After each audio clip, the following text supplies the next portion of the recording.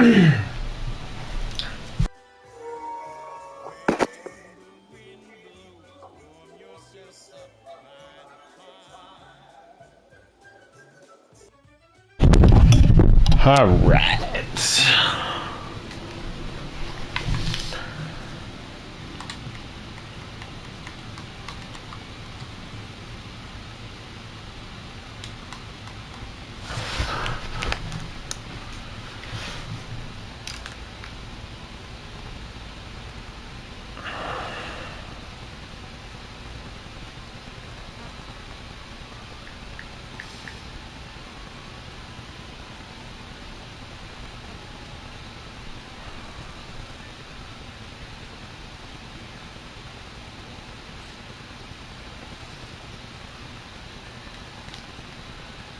Nicotine vape pen.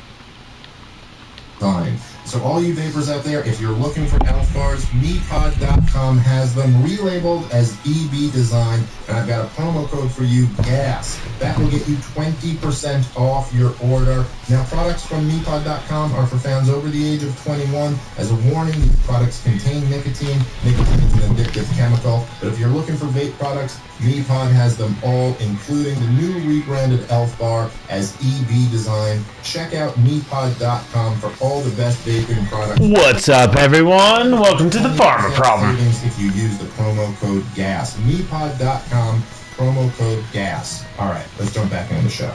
Sometimes it can feel like food has an emotional control over you. Well, it's time to show your food who's boss with new music.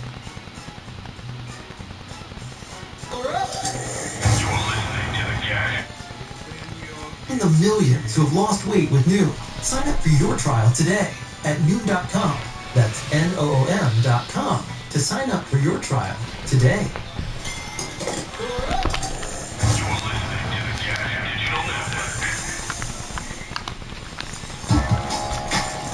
We need to roll back the state. We spy on all of our own citizens, beloved, with nonviolent drug offenders. If you want to know who America's next enemy is, look at who we're funding right now. Every single one of these problems are a result of government being way too big.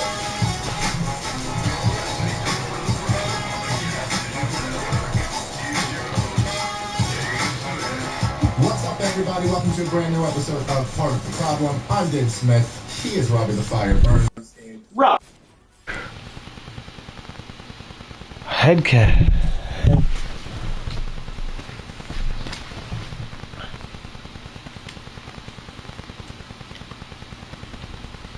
Talking about now. Real fun time. Great people there. Big thanks to Brian, who owns the place. He was fantastic all weekend. Can't wait to be back there. Great shows. You had fun, Rob. Yeah, I had a good time in Florida. I went out Sunday night in St. Petersburg, just roaming around. There was this great band playing, and it was you stayed? You didn't come home? Yeah, I partied on Sunday. And, you canceled your flight? Yeah, I moved it to Monday. I wasn't getting up at 7 in the morning. You're a crazy person. I don't have kids here. What am I doing? I couldn't find you a better flight time. I should have known if I booked you a 7 a.m. flight, you go, I'm just not getting on this plane. I may never see Rob again if I book you a flight too early. All right. Oh, so you stayed and partied. You can listen to rock bands for free and smoke indoors. That's a good... That's really? You can smoke indoors there? At least the cigar bar I was at. Oh, now that's a... I think cigar places, like, have the last out. Okay. I think it's like hookah bars and cigar, like, places are like the last places anywhere where you can actually just smoke inside, which is, it's a weird feeling because it's like a throwback. Like, me and you we're old enough that we remember a time when you could smoke in a bar. Now, we were in the bar illegally at the time, probably, but still. Like, when I first started going to bars, even like legally going to bars, was like when I can't remember, maybe it was like fake ID times before I could actually get into a bar, but I remember it was when the policy went into effect in New York, and we were one of the first ones that were like, smoking's illegal here, and a lot of the bars back then were like openly defying the law, because they were just like, you know, it's like telling an Irish person you can't have whiskey anymore. Like, right. Like, this is our way of life. There's no way, there's no possibility we could change this. But eventually they all bitched out. I prefer no smoking in bars because I remember the way it would sink into your clothes. Oh, it sure was. If I'm ever in a spot now that allows smoking in bars, I'm a smoker again. Instantly. Yeah, no, I understand that. Goddamn, do I understand that. All right, anyway, great time in Tampa. That's cool that you hung out more. We had a whole crew of great people who came out on the Saturday night shows. We had a bunch of people from the Liberty World. Top Lobster was there. Clint Russell was there. Jose Galveston came out. Mark Claire came out. I apologize if I'm missing anybody. But it was a great group. And the crowds were packed out all weekend. Just a lot of fun. Speaking of, okay, I have a couple announcements to make. Okay, the big announcement I don't think I've said on this show yet is that I will be filming a new 30-minute stand-up comedy special in July. As last I checked, me and Louis J. Gomez are both recording half hours on the same night. As last I checked, there were a few tickets remaining. These are going to be done soon. So if you want to be live, fuck me, dude. City at the Cutting Room while I film the follow-up to Libertas. Come on out, gasdigital.com/30. That's where you can get the tickets. And there's also tickets. There's a whole group of great comics who are doing half hours. Just great. Kurt Metzger, Rich Voss, Colin Terrell with his debut special, which I'm really excited to see. It's just gonna be a great time. Go grab some of the tickets there if you can. I know the me and Lewis nights are almost out, but if you can't get into those, come to one of the other ones because they're all great. Everyone who's doing a really, really strong stand-ups. So come on out to that. June 9th through 11th, I am headlining the comedy Mothership. Friday night is sold out, and the early show Saturday is sold out already. There are still tickets, I believe, for the late show on Saturday and the show on Sunday. Go grab. They're gonna sell out real soon, so go grab those if you want to come. I really want as many of my fans to be there. I know it will fill up with Joe Rogan fans, but I want my people in the crowd. So yeah, go move on both of those quickly if you want to come out. And then of course me and Rob, in a week or so, we'll be out in Syracuse at the Funny Bone out there. That should be a lot of fun. And then we got a bunch of stuff coming up throughout the rest of the year. We're working. This is not done yet, but we're working on putting a little UK run together for later in the fall. I'm very excited about the possibility of that, and just a bunch of other stuff. The Legion of Skanks Theater is in August. A lot of stuff. ComicDaveSmith.com for everything. Go up there. Rob, what do you got to plug? And then let's get into some stuff. Yes, Porch Tour dates. I have every Saturday through the end of the summer, so that'll be up on my website, RobbieTheFire.com. If you live in a 3-hour ride from one of those locations and you think you got a porch for me, I'll extend Friday, Sunday, so hit me up, robsnewsroom@gmail.com. And then this weekend, I will be at Childeberg, which is one of the funnest gigs I do all year. So if you're out in the Texas area, there's tickets for the Saturday stand-up music show and ceremony to get rid of the World Economic Forum. Oh yeah, that's I've never made it out to Childeberg. I'm going to one of these years, but everyone always tells me it's like the most fun thing to do. So that's awesome. Rob is going to he's a game changer. Rob is, no matter how big he gets in stand-up, he's always going to just be on a bigger porch. Like it'll be like an arena-sized porch in 5 years, but it'll still. I hope so, for the summer. Gotta get those porch vibes. All right, so I wanted to, so the first thing I want to hit on the show today is just something that I wanted to talk about. I had tweeted a thing out about it, and I just recently interviewed Robert F. Kennedy Jr. on the show. The episode is going viral. People really seem to like it. I thought it was great. I was very impressed with the guy.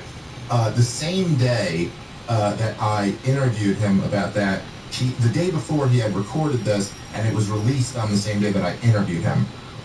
And he was on Breaking Points, which is one of the most popular online news shows It's Crystal Ball and Cigar and Jetty. They used to be over at the Hill. They left and went like independent. And so he was on with them, and there was this segment toward the end of it that went super viral and has been getting, from what I saw, Crystal Ball has been taking no end of heat for this.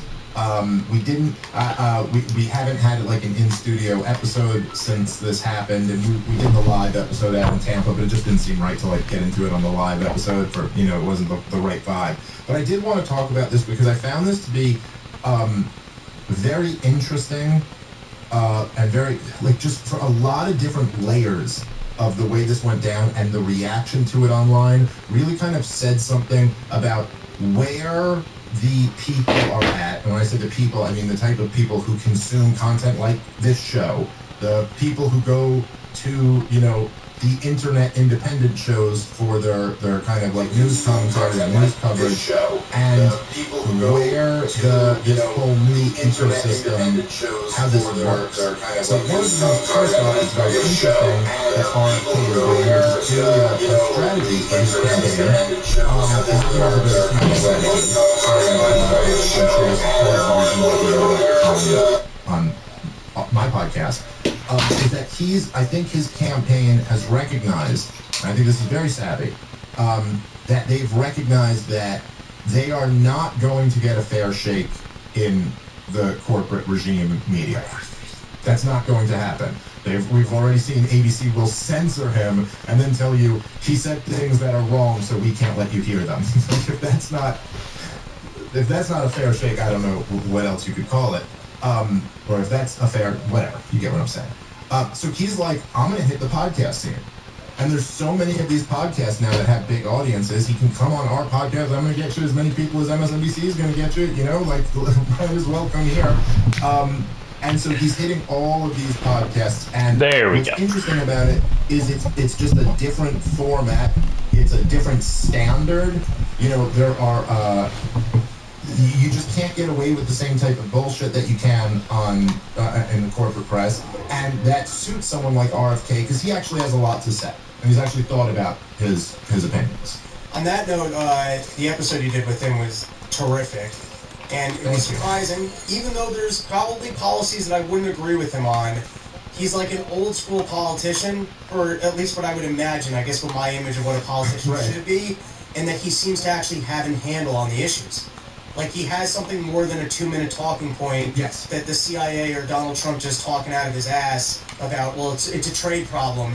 He actually seems to have done his homework, and that he's been involved in following these issues for a lifetime, and has, like, at least there are definitely policies, probably social policies, that we just wouldn't agree with him, but on some crucial issues, it at least seems like he's an adult in the room who's done some homework and is opposing the deep state. Yeah, you know, Jeff Dice, when I had him on a couple weeks ago, he said, and I've heard him say this before, but he goes, you know, at this point, the bar is pretty low for politicians, and he goes, the first question I ask myself is, do they hate my guts? Like, that's the number one question I ask. Like, does this guy hate my guts? And that really hits home with me, because like, there's a lot, that eliminates probably like 80% of politicians today. You know what I mean? Like, does this guy personally, does he hate my guts? Okay, if that's the case, then you don't get my support. But what you're saying reminds me of that, where you're like, the bar is just so low that the standard isn't like, hey, look, if I were to really grill him about his policy on guns or the economy or some social policy, I'm sure there's large areas of disagreement between all of us. But it's like the lowest of bars. You're like, okay, this thing you have a strong opinion on. Have you read a book on this subject? Have you read more than an article like on this? It's like an entire book, a thing with 2 covers on it, and actually thought about what you read. And like, he's a guy who like comes to it like whatever policy he's leading with, you feel like he's read 25 books on the subject, which should not be that much to ask for a guy who like, this is the world you specialize in. It's kind of like asking like someone who wants to be a basketball commentator, have you watched a lot of basketball games before? You'd think this would be the most minimum thing, but actually what you're saying is a comment on the state of politics, is that today, it's impressive when you find that. And it would be amazing to see the left get back to being anti-war, not pro just corporate profit, particularly in the medical arena, and not pro censorship. And if we can make those corrections for what the left is championing, I mean, that corrects like 50 years of damage. Yeah, I get this a lot because like I'm in the stand-up comedy world and I'm me, and like who I am on this show, and that's a bit of a unusual thing. There's not too many people, you know what I mean, who are like outspoken, anti-leftists, or libertarians or whatever. Anyone that's just outside of the crazy left shit. And I get, this has always happened to me. It's happened for years now. But a lot of liberal comedians who like I'm friends with, you know what I mean, who I've known for years. They just, as soon as they see me and we sit down, if we like grab a beer or something, like confessions just start coming out of them because they just know I'm like the same. It's like I'm a priest. Like if you hate the current left-wing shit, I'm the guy you can talk to who will like, keep the confidentiality. I'm not going to get you in trouble for this. You can open up to me. But so I was talking a few weeks ago to, I'm not going to name him, but he's a very, very good comic. Who's like a liberal guy. He's always been a liberal guy, and he's kind of just in this world. And literally, like the second he sees me, we sit down, and he just starts going. Then he goes, dude, I don't even know anymore. Like maybe I'm a bad liberal, but I just don't think we should support the war in Ukraine. This just seems crazy to me, man. Like we're against wars, right? Like, what he's like. And then he goes, and I don't know. I guess like if you're 18 or over, like do whatever you want, but stop talking to kids about trans stuff. He's just like starts coming out of, and it's I don't know exactly what the percentage are, but they haven't all been brainwashed. Like there are a certain a percentage of them, and I think it's not a small one, who are like, look, man, I don't want to bring a world of problems into my life. But if you ask me how I feel about this, it's like, it's just the most common sense shit. I'm not saying he's great on every issue. He's just like, yeah, I don't know. If adults want to be trans, fine, but stop like pushing it on kids. What? We got to fight a war over Ukraine? Why does that matter? Like, why? And so anyway, there's just a lot. And I think there's something about RFK's campaign that's very interesting. It's like a measuring stick. Like he's feeling the temperature of the water for all of us, and the fact that he's polling so well, it kind of indicates like there's something here, like even amongst Democratic voters, he's polling like 20% in multiple polls. And then there was one amongst just like all voters where he was up in the 30s, I think. And so you're like, okay, there's something here. The fact that he's not just being pushed into a well, considering what he wrote about Fauci and the climate we were in a year ago, about Fauci being the god and don't question anything. So like just the fact that he's able to be in polite society and not be having that reaction, even that's corrective. I mean, you're so right, dude. And just like the way you say it, as you say it there, it's the only thing I could think of is Ron Paul. It's like the only example I could think of that's kind of like that. Now, I'm not saying he's not Ron Paul. Nobody's Ron Paul. I'm not Ron Paul. Like, no, he's definitely not Ron Paul. I'm just saying, to the point you were making, it is like if you heard what George W. Bush was saying in 2006, 2007, and then to see a Republican on stage polling very well, who is saying the complete opposite, literally the exact opposite of what this guy was saying, is very, for a Democratic, like candidate, to be saying what literally only a year and a half ago, a certain percentage of Democratic leaders and voters might have supported jailing you for that. I'm not, like a certain percentage of them, not 1%, probably closer to 15, 20%, would have thought like you should have your life ruined in some way for even uttering these thoughts. That's what you're dealing with here. All right, guys, let's take a moment and thank our sponsor for today's show, which is Fume. Look, cold turkey might be great on sandwiches, but there's a better way to break your bad habits. We're not talking about some weird mind voodoo from your crazy neighbor or some other insane, thing. Oh, this is going to help. You got to stick pins and needles into your eyebrows or something. We're talking about Fume. They're a longtime sponsor, and they've helped a ton of people. Fume is an innovative, award-nominated device that does just that. It helps you break bad habits. Instead of electronics, Fume is completely natural. Instead of vapor, Fume uses flavored air, and instead of harmful chemicals, Fume uses all natural, delicious flavors. You get it. Instead of bad, Fume is good. It's a habit you're free to enjoy, and makes replacing your bad habits easy. Your Fume comes with an adjustable airflow dial and is designed with movable parts and magnets for fishing. Gives your fingers a lot to do, which is helpful for de-stressing and anxiety while breaking the habits. I've used Fume a bunch. I really love it. It's just a great feeling. It's nice and relaxing. I like having something to do. I like that mechanical hand-to-mouth action. It's great for me. I know a lot of people who use it. Stopping is something we all put off because it's hard, but switching to Fume is easy, enjoyable, and even fun. Fume has served over 100,000 customers.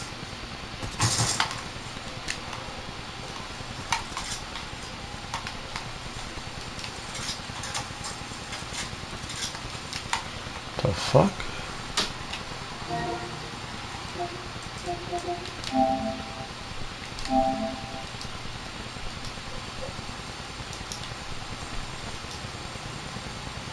I like having something to do. I like that mechanical hand-to-mouth action.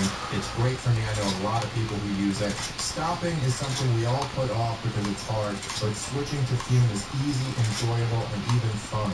Fume has served over 100,000 customers and has thousands of success stories, and there's no reason that can't be you. Join Fume in accelerating humanity's breakup from destructive habits by picking up the Journey Pack today. Head to tryfume.com. Use the promo code PROBLEM. That'll get you 10% off when you get the Journey Pack today. That's tryfume.com. Remember, Fume is F-U-M, so it's T-R-Y-F-U-M.com. Use the code PROBLEM to save an additional 10% off your order today. Head to tryfume.com/problem to save an additional 10% off your order today. All right, let's get back into the show. So anyway, let's get into this clip. There's a lot here that goes beyond just the surface level. Crystal Ball got owned, or she embarrassed herself, but there's much more to it than that, in my opinion. So let me ask you about vaccines. This is a scenario where you and I have significant differences, and just to level with you on this, like, a lot of what you say I really respond to. I think you're a very genuine person, but the across the board, whether you want to call it vaccine skepticism or anti-vax advocacy, which has been a central part of what you've been up to for the past number of years, for me personally, it's an issue, and it's a real sort of red line. And I know I'm not alone in that, especially running in a Democratic primary. There are going to be other millions of people like me who have similar concerns. So how do you win them over? What's your message to people who think like I do? Well, just tell me where you think I got it wrong. Well, I think you get it wrong when you draw a correlation between the rise of things like autism and the introduction of vaccines when there isn't hard scientific evidence tying those things together. How do you know? Let me ask you this. How do you know there's not hard science? Well, because the one major study that purported to show that was retracted, and the scientist who conducted it was, had to, what you're doing now, basically fraudulently created. Listen, I don't want to get in a debate with you about this because you spent your life pulling out this thing that I will tell you. Let me just tell you. Let me just tell you. I've listened to hours of interviews with you with an open mind, and I'm not persuaded. Now, maybe I'm wrong. That's possible. I'll hold it out there. People can watch. Oh my God. All right, let's pause it right here. So you can already see what she's doing, and it's just, this is a very slimy tactic. That, again, this is a problem, and part of the reason why I don't know if you saw the struggle, but when I first checked it, it was like 1,000 upvotes and 10,000 upvotes on the comments. This is her show, this is her platform, you know what I mean? And I think, so right away, one of the things that jumps out to me that's very interesting is that we've talked about this dynamic before, where there'll be people who are trying to cancel Joe Rogan, or there'll be people, like Media Matters or whoever, trying to cancel Tim Pool or something like that, right? We've had some attempts at that, right, against us. one of the things that I think they don't appreciate is that it will do nothing to further your cause to cancel any of these guys. Because it doesn't matter. It's almost like they're operating the same way they were operating on the assumption that if Donald Trump just went away, then we go back to normal. But the truth is that the reason Donald Trump is there is because normal's been rejected. Those Trump voters aren't going back to Mitt Romney. That's just not happening. That's not happening. And in the same sense, like, Joe Rogan's listeners aren't going back to CNN. No one's listening to me and you, and then if me and you disappear tomorrow, well, I guess I'm just another NBC guy again, or I'm just a Fox News guy again. That's not happening. The reason we have these audiences is because they crave something different. Or spark something in them to see things in a different way, and they are not. So, in other words, she's using a corporate press tactic here. But you can't get away with that with these audiences that are looking for something different. And this has nothing to do with how people feel about the issue. She misspoke when she said correlation. I'm not judging her for that. She meant causation. There is a correlation. There's no argument about that. But for her to say, hey, look, let's talk about vaccines. And then she did this very, how do I describe this? A very female tactic, where she starts by saying, I just want it to be known for everyone that I don't agree with the no-no opinion. I just want everyone to know that I agree with you on lots of things, but I don't agree with you on this. And, this is going to turn a whole lot of people off because they also don't agree with you on this. So first off, you're just inserting yourself, saying, I don't like it.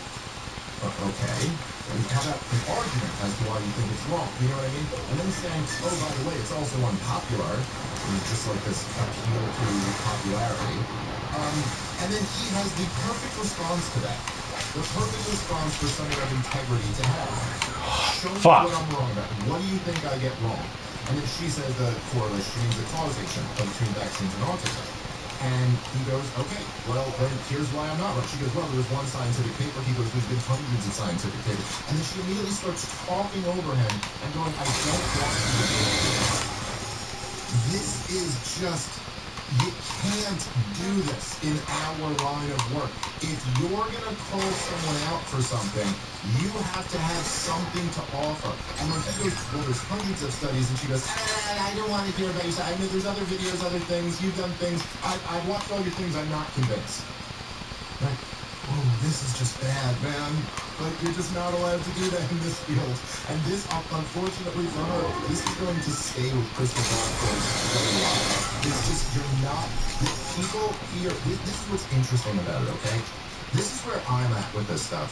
And I think I'm not alone. I think this represents a lot of people. I think most people, like me, several years ago, if someone had been saying, these vaccines all cause autism or something like that, and been like, that sounds a little creepy and out there for me, after the whole push with the COVID insanity of the COVID vaccine, I'm kind of like, I wouldn't put it past them, to cover all this up. I'm listening. I don't know. Is there evidence that I haven't, really, been exposed to? All right. And more so than anything, it's just not an issue for me. Like, I don't MMR vaccine causes autism. If anything, I kind of prefer it out of a presidential candidate. You're like, okay, so he's going to be real skeptical of Big Pharma. Okay, so he's going to believe this whole thing's kind of corrupt. That's good. I like that. What I think we've all become allergic to is this thing where someone's got an argument to make, and you say, nope, your argument's dismissed because, quote, the experts won't allow that. I mean, this is only one step better than what ABC gave to the guy. It's only one step better. Okay, you didn't end it out, but you're simply saying he's not allowed to make his argument. I want to introduce this next topic. By the way, Rob, I think you're wrong on the war in Ukraine. I'm not gonna have the argument with you, but you're wrong about it. You know what I mean? I don't know. Anything else you want to add on this? It's a real despicable tactic. Well, it doesn't work in this field because I think that people who are listening to podcasts are actually interested in truth. And so if you're doing that, you're literally signaling to everyone, I'm not interested in finding out the truth here. I'm interested in, hey, I'm going to step in as the moral authority and just go, hey, you sitting right there, you're wrong and you're not allowed to comment because I'm a better person than you are. So I get to make that determination for everybody, and I just want everyone to know that I'm making that determination for everybody. It's kind of bitchy. I mean, I think that's kind of the way I would define it. But you can be bitchy while looking for truth or defending your opinion, and people will still accept it.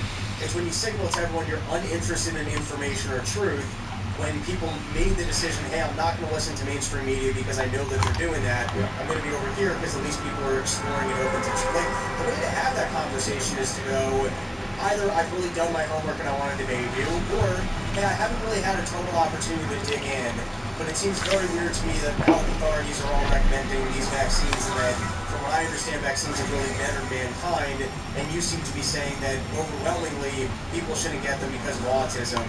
Can you explain that to me? And then let the guy talk. And then you can say, cool, I haven't had a chance to do my homework, thank you for the insight. Or you can debate him and actually do your homework. But just to go, hey, I'm the moral authority, and, you know, any other information without me having done your homework, don't talk. Yeah, no one might. Like, that's a losing proposition for trying to be the alternative of mainstream media with the proposition of, hey, I'll actually give you an honest take and real information. Yeah, 100%. And that's exactly right. Okay, let's keep playing a little bit.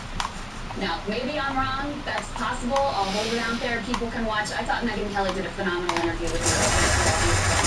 Piece by piece. Really encourage people to watch that whole exchange because we won't be able to do it justice here in the 5 minutes we have left. But there are going to be people like me who aren't persuaded and who see this as an issue, and the fact that it's been such a central part of your advocacy means I can't just sort of put it to the side and say, well, I'll just ignore, you know, this piece that's been really important to you in your life. So you're running in a Democratic primary. You have a lot of people who feel even more strongly than me who think that, you know, Dr. Fauci is a hero and all of these things. How are you going to persuade them? How are you going to reach them? And what is your message to them? Well, first of all, I'm not leading with, you know, my opinions about vaccine.